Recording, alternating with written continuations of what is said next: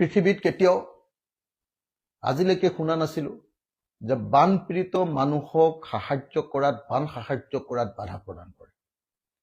জীৱনৰ প্ৰথম ঘটনা যে এজন মুখ্যমন্ত্ৰীয়ে ৰাইজে স্বপ্ৰণোদিতভাৱে কৰি থকা বানপানীৰ সাহায্য অভিযানত তেওঁ বাধা প্ৰদান কৰিব খুজিছে।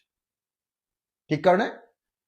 কাৰণ তেওঁ বুজি উঠিছে যে অসমত বানপানীত সহায় কৰাটো অসমীয়া মানুহৰ মানৱীয়তাৰ উদাহৰণে কেৱল হৈ থকা নাই, ই অসমীয়া মানুহৰ দেশপ্ৰেমত পৰিণত হৈছে।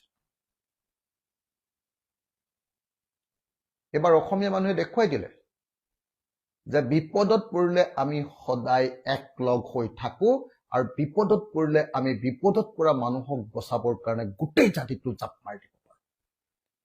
আৰু মুখ্যমন্ত্ৰীৰ কাৰণে আটাইতকৈ ডাঙৰ ভয়টোৱে হ'ল জাতিটো একলগ হৈ থকাটো।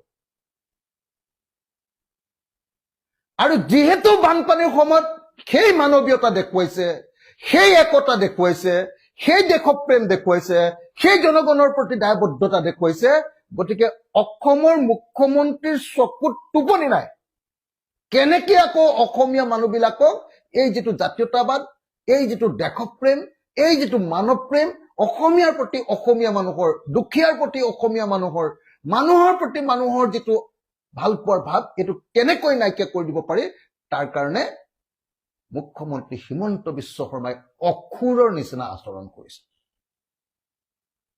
মই মুখ্যমন্ত্ৰীক সেইকাৰণে বিপদত পৰা মানুহক সহায় কৰাৰ এই অভিযানত, ৰাইজৰ এই অভিযানক বাধা নিদিবৰ কাৰণে স্পষ্ট ৰূপত সকীয়াই দিছো।